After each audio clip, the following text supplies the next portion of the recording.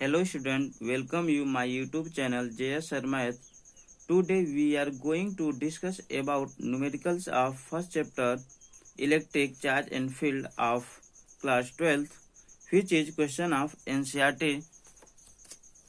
यहाँ first question दिया गया है y में एक दूसरे से 30 सेंटीमीटर की दूरी पर रखे दो छोटे आवेशित गोले पर क्रमशः 2 × 10⁻⁷ कूलाम तथा 3 × 10⁻⁷ कूलाम आवेश है, उनके बीच कितना बल है। हम लोगों को फोर्स फाइंड करना है। पहले हम लोग इस क्वेश्चन का गिवन लिख लेते हैं।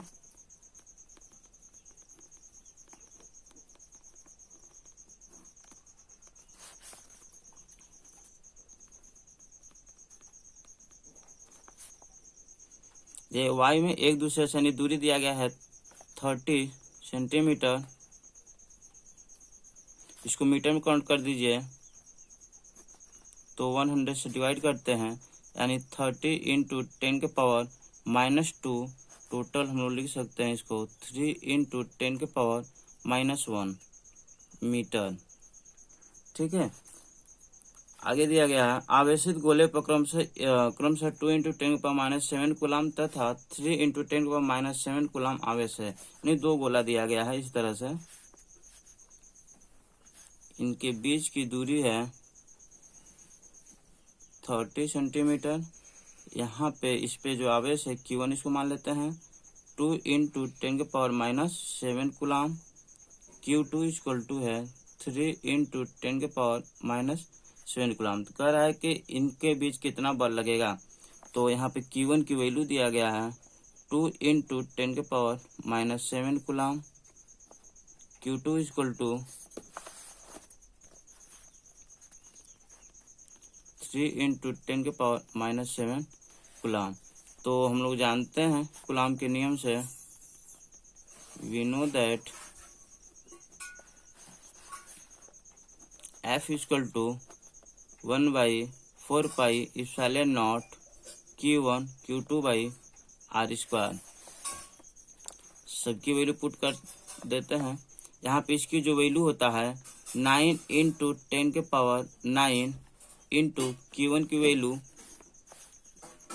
2 × 10⁻⁻7 इंटू Q2 की वैल्यू है 3 × 10⁻⁻7 डिवाइडेड बाई r² की जगह पे वैल्यू हो जाएगा यहाँ पे 3 × 10⁻⁻1 ऐसे होल स्क्वायर हो जाएगा। तो F = इसको सोल्व करते हैं 9 × 2 × 3 × 9 में से 7 को माइनस करेंगे, यानी 9 में -7 को प्लस करेंगे तो आएगा आपका 10⁻2 × 10⁻⁻7। यहाँ पे देखिए इस टोटल का होल स्क्वायर है, जिसको 2 3 हम लोग लिख सकते हैं इंटू 10⁻⁻2 3 3 या 9, यह कट गया, आया F = 3 2 या 6 इंटू 10⁻2 इंटू 10⁻7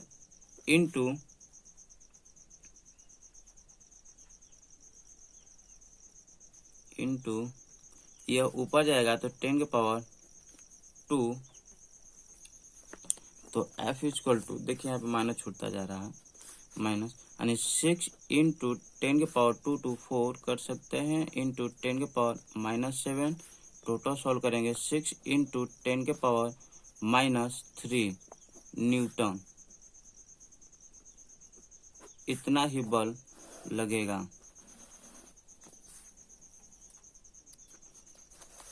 अर्थात इन दोनों गोलों के बीच 6 × 10⁻³ न्यूटन ही बल लगेगा। नेक्स्ट क्वेश्चन है 0.4 माइक्रो कूलाम आवेश के किसी छोटे गोले पर किसी अन्य छोटे आवेशित गोले के कारण y में 0.2 न्यूटन बल लगाता है। यदि दूसरे गोले पर 0.8 माइक्रो कूलाम आवेश हो तो पहला पॉइंट है दोनों गोलों के बीच कितनी दूरी है। B दूसरा पॉइंट है दूसरे गोले पर पहले गोले के कारण कितना बल लगता है। तो पहले गिवन थिंग्स लिख लेते हैं इस क्वेश्चन का। गिवन थिंग्स हो जाएगा सॉल्यूशन। दूसरे क्वेश्चन का सॉल्यूशन जा रहे हैं करने। गिवन हो जाएगा, यह Q1 की वैल्यू हो जाएगा, Q1 इक्वल टू हो जाएगा 0.4 माइक्रो कुलाम। तो हम लोग जानते हैं इसको कुलाम में कन्वर्ट करेंगे तो हो जाएगा आपका 0.4 इंटू 10 के पावर -6, या इसको लिख सकते हैं 4 इंटू 10 के पावर -7। ठीक है ना, यह Q1 की वैल्यू हो जाएगा। आगे देखिए चलते हैं। यहाँ बल दिया गया, कह रहा है कि किसी छोटे गोले पर किसी अन्य छोटे छोटे आवेशित गोले के कारण वायु में इतना न्यूटन बल लगता है, यानी ये F की वैल्यू दिया गया है। तो F का मान जो हो जाएगा आपका 0.2 न्यूटन, बल्कि यहाँ F12 यानी पहले गोले के कारण दूसरे गोले पर लगा बल इतना हम लोग ले सकते हैं। आगे ये दूसरे गोले पर इतना आवेश हुआ, यानी यह Q2 की वैल्यू दिया गया है। Q2 की वैल्यू है 0.8 माइक्रो कुलाम। तो इसको भी हम लोग लिख सकते हैं 8 इंटू 10 के पावर, जैसे यह था यहाँ 7 था तो यहाँ भी कितना हो जाएगा -7 कुलाम। ठीक है, तो आपसे पूछ रहा है कि पहला पॉइंट दोनों गोलों के बीच कितनी दूरी है, यानी आर की वैल्यू पूछ रहा है। पहला पॉइंट में कह रहा है आर का मान बताइए क्या होगा। ठीक है, फिर कुलाम के नियम से हम लोग चलेंगे। वी नो दैट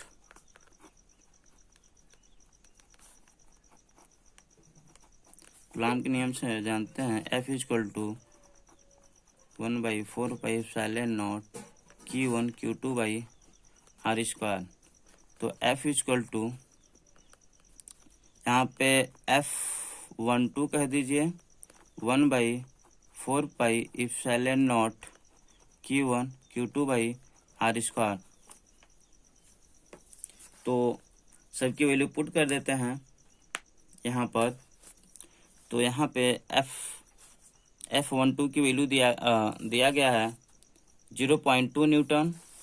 तो यहाँ पे हो जाएगा 0.2 इक्वल टू इसकी जो वैल्यू होता है 9 इंटू 10 के पावर 9 इंटू Q1 की वैल्यू 4 इंटू 10 के पावर -7, 4 इंटू 10 के पावर -7 इंटू Q2 की वैल्यू 8 इंटू 10 के पावर -7, 8 इंटू 10 के पावर -7 डिवाइडेड बाई r²। तो यहाँ पे हम लोगों को वैल्यू फाइंड करना है यही r की। तो इसका मल्टीप्लाई यहाँ कर देते हैं, क्रॉस मल्टीप्लिकेशन कर देते हैं। इसका मल्टीप्लाई यहाँ पे होगा और इसका मल्टीप्लाई यहाँ पे होगा। तो होगा 0.2 इंटू r² इक्वल टू इसका यहाँ मल्टीप्लाई होगा तो 9 इंटू 4 इंटू 8 इंटू 10 के पावर 9 इंटू 10 के पावर 7 14, तो -14 हो जाएगा। तो यहाँ से r² की वैल्यू होगा 9 इंटू 4 इंटू 8 इंटू 10 के पावर, तो 9 में -14 को प्लस करेंगे तो आएगा -5, और यहाँ पे है मल्टीप्लाई में तो इधर आएगा तो डिवाइड में हो जाएगा 0.2। तो r² equal to 9 into 4 into 8 into 10 के पावर -5। जो एक डिजिट पे पॉइंट लगा इसको हटाने के लिए 10 का मल्टीप्लाई कर सकते हैं। तो यहाँ पे हो जाएगा 0.2 इंटू 10 इंटू 10। तो टोटल बनेगा 9 इंटू 4 इंटू 8 इंटू 10 के पावर -5 इंटू 10 डिवाइडेड बाई 2। तो 2 1 जा 2, 2 4 जा 8, यानी r² इक्वल टू हुआ 9 इंटू 4 इंटू 4 इंटू -5 में यहाँ पे क्या पावर 1 है, तो यहाँ पे हो जाएगा 10 के पावर -4। तो हमको क्या चाहिए, ए आर की वैल्यू चाहिए, तो आर स्क्वायर है, तो इसको हम लोग लिख सकते हैं √9 इंटू 4 इंटू 4 इंटू 10 के पावर -4 इक्वल टू, यह बाहर जाएगा तो 3 और इसमें से एक 4 जाएगा बाहर, तो यहाँ पे हो जाएगा 4 इंटू 10 के पावर -2। तो आर की वैल्यू आया 3 4 जा 12, तो 12 इंटू 10 के पावर -2 मीटर।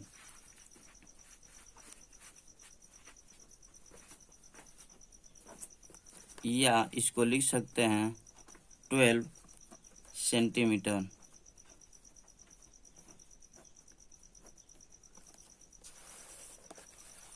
यहाँ पे पहली कंडीशन हो गया। अब सेकंड कंडीशन इसका क्या कह रहा था, देखते हैं। सेकंड कंडीशन कह रहा था दूसरे गोले पर पहले गोले के कारण कितना बल लगता है। तो हम लोग जानते हैं क्रिया प्रतिक्रिया का नियम, क्रिया प्रतिक्रिया के नियम से हम लोग लिख सकते हैं, कह सकते हैं सेकंड क्वेश्चन कह देंगे क्रिया प्रतिक्रिया के नियम से दूसरे गोले पर लगा बल इक्वल टू उतना ही होगा 0.2 न्यूटन। नेक्स्ट क्वेश्चन को देखते हैं। नेक्स्ट क्वेश्चन है, जांच द्वारा सुनिश्चित कीजिए कि K² डिवाइडेड GME/MP विमाहीन है। आपको यह बताना है, यह जो दिया गया है नियतांक, इसको आपको विमाहीन बताना है। भौतिक नियतांकों की सारणी देखकर इस अनुपात का मान ज्ञात कीजिए। इसकी वैल्यू भी फाइंड करना है। यह अनुपात क्या बताता है, हम लोगों को यह भी बताना है कि यह जो अनुपात है वह क्या बताता है। इस क्वेश्चन को सॉल्व करेंगे। आसान क्वेश्चन है, बिल्कुल आसान क्वेश्चन है। चलिए इस क्वेश्चन का सलूशन करते हैं। थर्ड क्वेश्चन का सलूशन,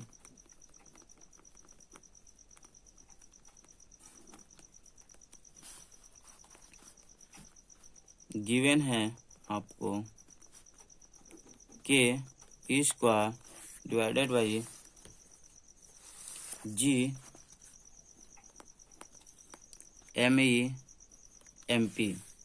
यह इसकी बीमा हम लोग लिखेंगे, इसकी बीमा लिखेंगे, इसकी बीमा लिखेंगे और इसकी बीमा लिखेंगे। तो यह जो यहाँ पे जो दिया गया है K, यहाँ पे K है माध्यम का परावैद्युतांक, E है इलेक्ट्रॉन, G है गुरुत्वाकर्षण नियतांक, Me इलेक्ट्रॉन ऑफ मास है और MP प्रोटॉन ऑफ मास है। तो हम लोग जानते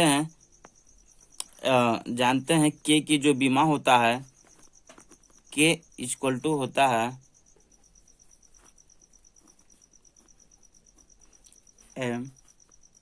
L³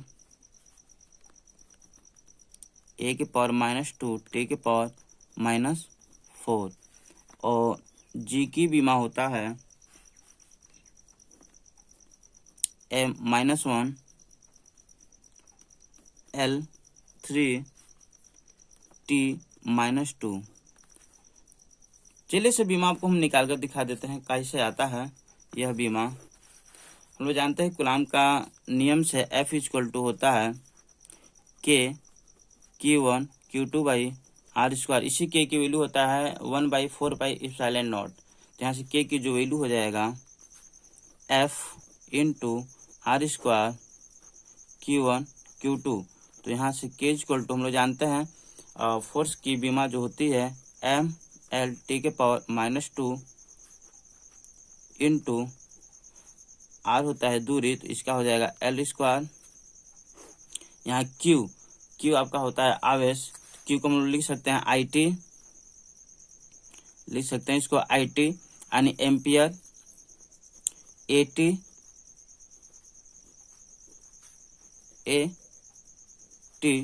टोटल हो जाएगा M, इसका यहाँ पे करेंगे मल्टीप्लाई तो यहाँ क्यूब हो जाएगा T के पावर -2, इसको सोल्व करेंगे तो A स्क्वायर T स्क्वायर, यह इसको ऊपर ले जाएंगे तो होगा K M L के पावर Q A के पावर -2 T के पावर -4। देखिए यही आया था, ये हम लिखे हैं। ठीक है, अब हम लोग जी की बीमा निकाल के आपको बता दे रहे हैं कैसे निकलती है। हम लोग जानते हैं गुरुत्वाकर्षण बल F = G m1 m2 by R square, तो यहाँ से जी की वैल्यू हो जाएगा F × R² m1 m2, तो G = हो जाएगा ML T के पावर -2, यह होता है F की बीमा, इनटू दूरी है R, तो L स्क्वायर, इसकी जो यहाँ कैपिटल होता है सब, यह मास है M स्क्वायर हो जाएगा, यानी G, इसको जब ऊपर आप ले जाओगे तो यहाँ पावर 1 है, यहाँ हो जाएगा -2, यानी आपका हो जाएगा टोटल -1 L³ T के पावर -2। ठीक है, इतना आया। देखिए यही लिखे थे हम जी की बीमा। ठीक है ना, अब आगे चलते हैं। हम लोग को यह प्रूफ करना है, यह दिखाना है कि इसकी जो बीमा है बीमाहीन है, यानी इसकी कोई बीमा नहीं होती है। आइए सॉल्व करते हैं हम लोग। K E² G m1 m2, आइए K की बीमा रख देते हैं हम लोग।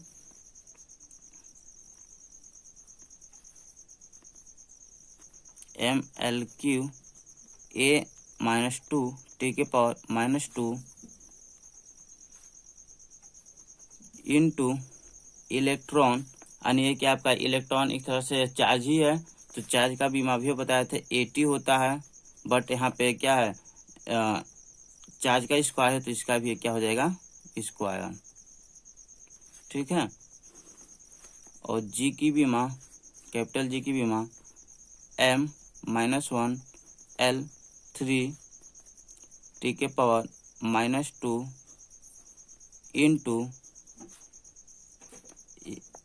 इंटू यहाँ M1 इंटू इसको कर सकते हैं M स्क्वायर। टोटल सॉल्व करने पर आएगा ML³। देखिए यहाँ पे 2 है, इसका यहाँ पे मल्टीप्लाई करेंगे तो यहाँ पे हो जाएगा आपका, देखिए यहाँ पे -2 है, यहाँ पे 2 है, जोड़ेंगे तो 0। ठीक है ना, यहाँ T के पावर, देखिए यहाँ पे -4 है, यहाँ पे 2 है, जब इसको प्लस करेंगे तो -2 बनेगा, डिवाइडेड बाई, अब देखिए यहाँ पे m के पावर -1 है, यहाँ पे m के पावर 2 है, अब इस -1 में 2 को ऐड करेंगे तो आपका होगा m के पावर 1, चलिए नहीं लिखते हैं 1 को। ठीक है, इसके पावर 1 है, इसका मतलब 1 ही होता है। यहाँ पे L³ T के पावर -2। अब इन सबों को भी हम क्या करते हैं, ऊपर ले जाते हैं, ले जाएंगे तो देखिए बनेगा क्या, यहाँ देखिए पावर 1 है, इसको ऊपर ले जाएंगे तो -1, यानी m के पावर बनेगा 0, इसको भी l के पावर 0 और a के पावर 0 है ही, और t के पावर 0, यह देख रहे हैं सबके पावर 0, यानी इसकी कोई बीमा है ही नहीं। कहेंगे अतः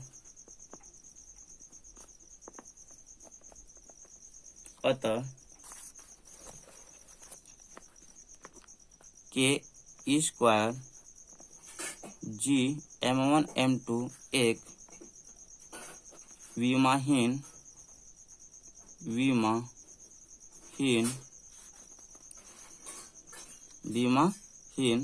है। ठीक है, पहला पार्ट हो गया। अब इसका सेकंड पार्ट देखते हैं क्या कराए के भौतिक नियतांकों की सारणी देखकर इस अनुपात का मान ज्ञात कीजिए। यानी इन सभी की वैल्यू पुट करके देखते हैं कि इसकी वैल्यू आती कितनी है, वही कह रहा है फाइंड करने के लिए। ठीक है, आइए सॉल्व करते हैं। आइए इसको सॉल्व करते हैं। K E square G M E M P ऐसे सबकी वैल्यू पुट कर देते हैं। यहाँ पे हम लोग जानते हैं के की जो वैल्यू होता है 9 × 10⁻⁹ और इलेक्ट्रॉन पे चार्ज जो होता है 1.6 × 10⁻⁻19 का होल स्क्वायर, और यह कैपिटल जी की वैल्यू होता है 6.67 × 10⁻11 इंटू, अब इलेक्ट्रॉन ऑफ मास इसकी जो वैल्यू होता है 9.1 × 10⁻31 इंटू मास ऑफ प्रोटॉन होता है 1.66 × 10⁻27। इसको ये सॉल्व करते हैं तो 9 इंटू, देखिए 1.6 को 2 टाइम्स लिख सकते हैं। 1.6 इंटू 1.6 इंटू 10⁻9 इंटू इसका इसके साथ मल्टीप्लाई करेंगे, क्योंकि पावर का आपस में मल्टीप्लाई होता है, 38 हो जाएगा, डिवाइडेड बाई 6.67 इंटू 9.1 और इंटू 1.66 इंटू 10⁻11 इंटू 10⁻31 इंटू 10⁻27। अब क्या करेंगे, इसमें इसका आपस में मल्टीप्लाई करेंगे और इसका और इसका आपस में मल्टीप्लाई करेंगे। देखते हैं कितना आएगा मल्टीप्लाई करने पर, यानी टोटल इसका मल्टीप्लाई करेंगे, जो आएगा यहाँ पे वैल्यू पुट रख देंगे और इसकी मल्टीप्लाई करने पर जो आएगा उससे हम लोग डिवाइड करेंगे, तो टोटल हम आंसर लिख देते हैं। आएगा इसका 2.29 इंटू 10⁻39 आएगा। ठीक है, यही अब इसकी वैल्यू होगा G M E M P.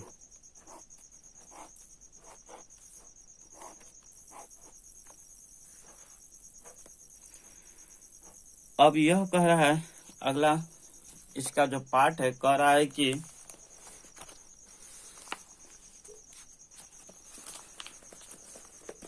यह बोल रहा है कि यह बताना है कि यह अनुपात क्या बताता है। यह हमको बताना यह अनुपात क्या बताता है।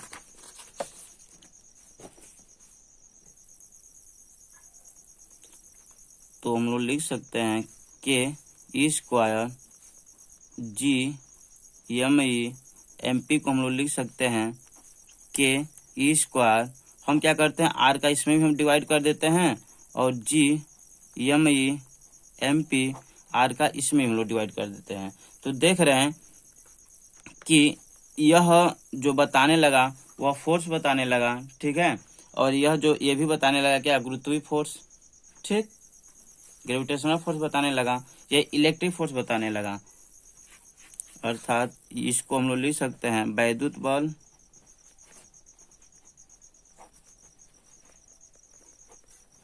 इसको लिख सकते हैं हम लोग गुरुत्वीय बल।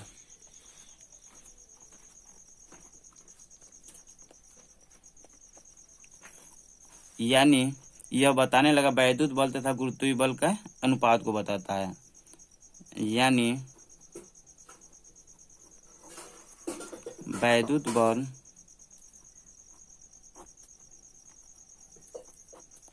और गुरुत्वीय बल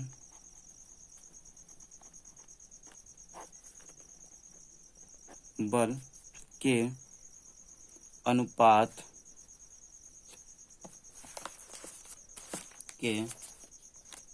अनुपात को बताता है।